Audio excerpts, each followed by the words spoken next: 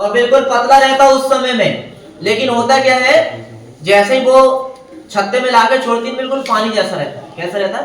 पानी जैसा, और मीठा नहीं रहता।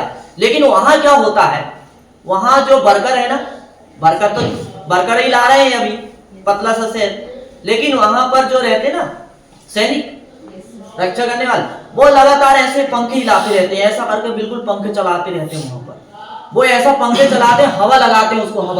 हवा लगाने से क्या रहता है, वो जो पतला सा जो उन्होंने मकरंद लेके आए हैं, स्वाद शहद, उसको वो हवा के माध्यम से सुखा देते हैं। और सुखाने से क्या होता है, फिर वो धीरे धीरे गाढ़ा हो जाता है। और गाढ़ा होता है तो वो पक जाता है। गाढ़ा होता है तो क्या होता है, पक जाता है। फिर वो खाने में बहुत स्वादिष्ट लगता है। फिर सीटी या चलन किसमें पाए जाते हैं? केचुआ में। किसमें पाए जाते हैं? केचुआ में। सिस्टोसर्का ग्रेगेरिया किसका वैज्ञानिक नाम है? टिड्डा का। और ये सिस्टोसर्का ग्रेगेरिया ये रेगिस्तान में पाया जाने वाला टिड्डा है। कहाँ पाया जाने वाला? रेगिस्तान में। और टिड्डों की वैरायटियों में सबसे ज्यादा नुकसान यही वैरायटी पहुंचाती है। बाकी टिड्डा तो 4-5 प्रकार की वैरायटी है जो मुख्य है, ऐसे तो हजारों प्रकार की वैरायटी है, लेकिन वे 4-5 में सबसे खतरनाक टिड्डा यही होता है।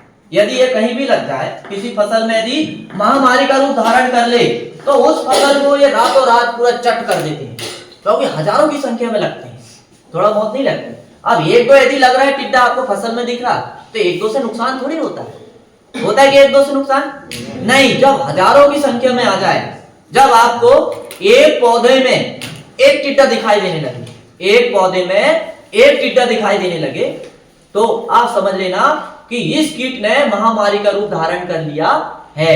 लेकिन आपके पूरी फसल जहां लगी है वहां तो 4-10 दिखे, तो उसको महामारी का रूप थोड़ी कहते हैं। फिर तो नॉर्मली कीट तो ऐसे नेचुरली रहते ही है थोड़ा बहुत, ठीक है।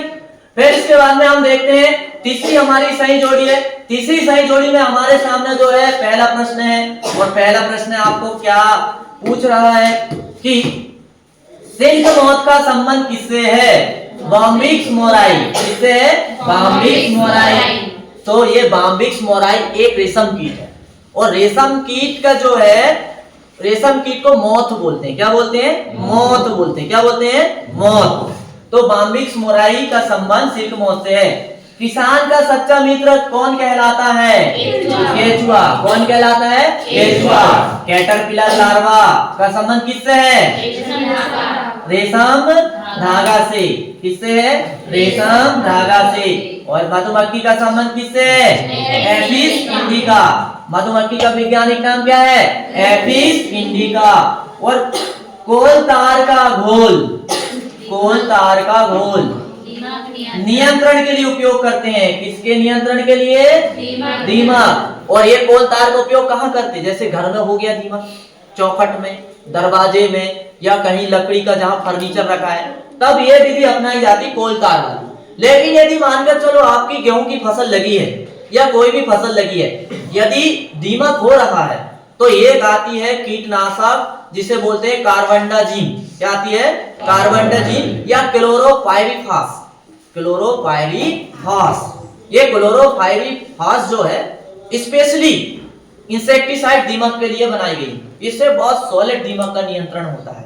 कभी कभी देखते हैं अपन दीमक का बहुत महामारी रूप आ जाता है, फसलें चौपट हो जाती है, तो इसलिए क्लोरोपाइरीफास डाल दो आप, बिल्कुल दीमक बचेगा नहीं।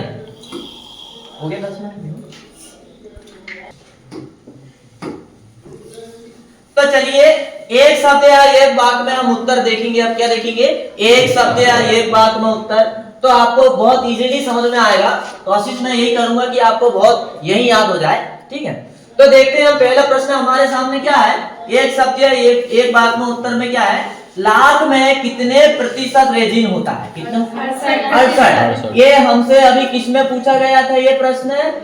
विकल्प में, 77 में पूछा गया। किसमें पूछा गया था? 77 कि भैया लाख में रेजिन की मात्रा बताओ कितनी प्रतिशत होती है? तो लाख में रेजिन की मात्रा 68% होती है ना। रानी मधुमक्खी का एक प्रमुख कार्य लिखिए। अंडरोपण। क्या करना? अंडरोपण, है ना। या अंडा देना लिख दो आप सीधा। क्या लिख दो? अंडा देना। अंडा देने का काम इसका रहता है।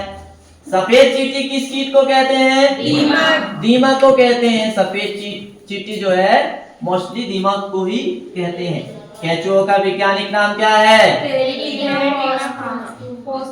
फेरिटिमा पोस्टुमा।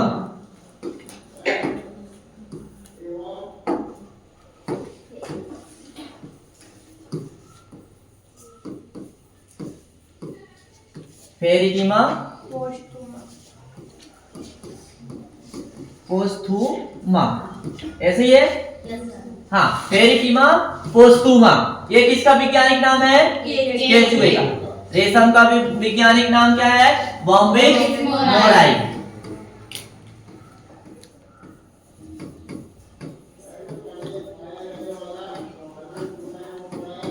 ऐसे ही है, बॉम्बिक्स मोराई। और ये बॉम्बिक्स हाँ बॉम्बिक्स मोराई। लाख कीट का वैज्ञानिक नाम क्या है? लेसिफर लेक्का।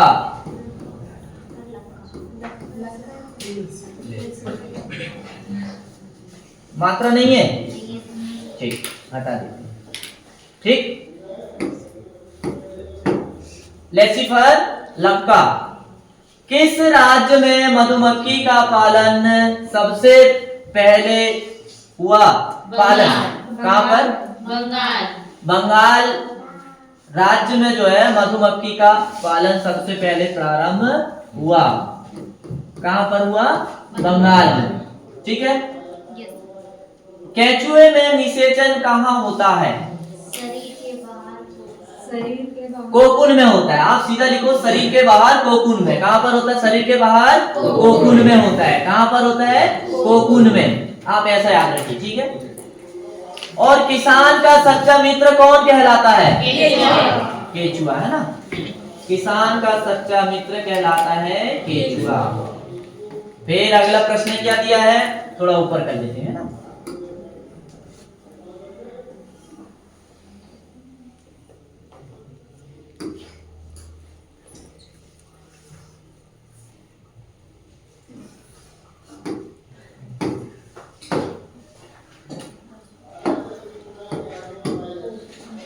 आप देखते हैं दीमक के बारे में दिया है ना। दीमक के बारे में क्या दिया है? ओडेंटोटर्मेस ओवेसर। दीमक का वैज्ञानिक नाम क्या है? ओडेंटोटर्मेस ओवेसर।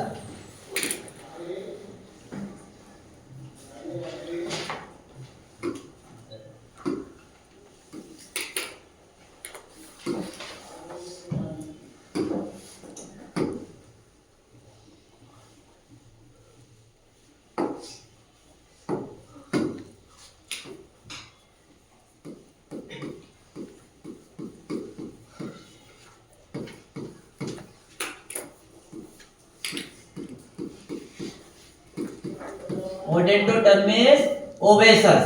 क्या दिया है? ओडेंटोटर्मेस ओवेसस।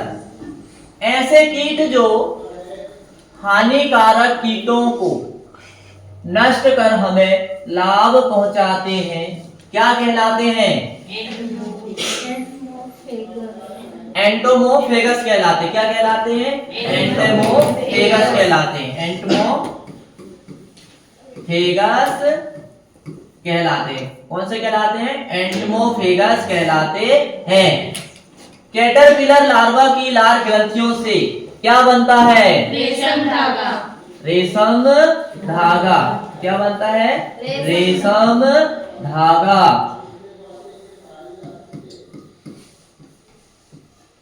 ठीक। फिर इसके बाद में क्या दिया है? एक उभयलिंगी जंतु का नाम बताइए। एक उभयलिंगी जंतु का नाम क्या है? केंचुआ। यही है उभयलिंगी जंतु का नाम? Yes sir. क्या और कुछ है? No sir. हाँ, केंचुआ है ना। 13 छूट गया। 13 छूट गया। रेशम कीट के पालन में विकास को किस नाम से पुकारा जाता है? सेरीकल्चर। यानी आप सीधे ऐसा समझिए कि रेशम कीट के पालन को क्या कहते हैं? शहरी कल्चर। क्या कहते हैं? शहरी कल्चर।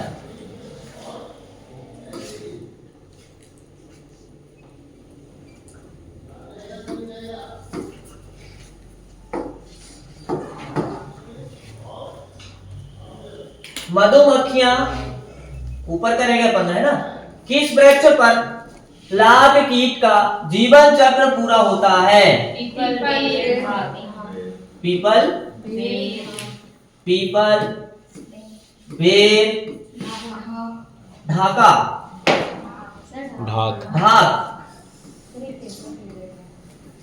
और ये पलाश में भी होता है। किसमें होता है? और पलाश में भी होता है ना। फिर क्या दिया? पेरिस्टोमियम खंड किसमें होता है?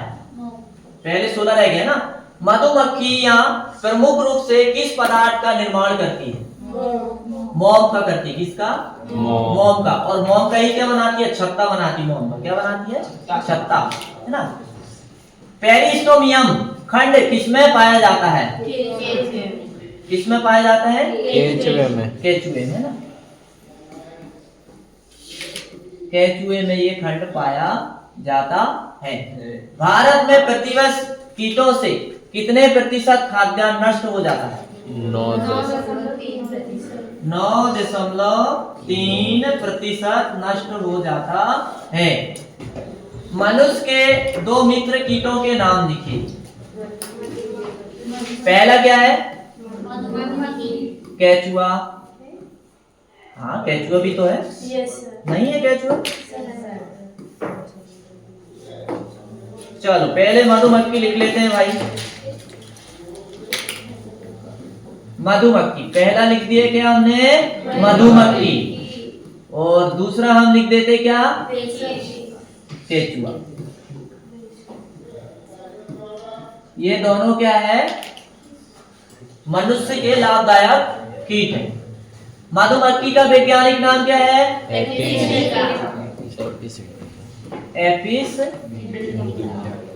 इंडिका। Apis indica. ठीक। टिड्डे का शरीर कितने भागों में बटा होता है? 3 भागों में बटा रहता है ना। सिर, उदर और वक्ष। सिर, उदर, वक्ष। ये समस्त कीटों की पहचान। कीट वही कहलाता है जिसके शरीर 3 भागों में बटा रहता है। पहला भाग सिर, दूसरा वक्ष और तीसरा उदर। उदर वो पीछे ऐसा शंख जैसा लंबा रहता है ना, पूंछ वाला वो। फिर इसके बाद में निषेचन क्रिया के अनुसार केंचुआ किस प्रकार का जीव है?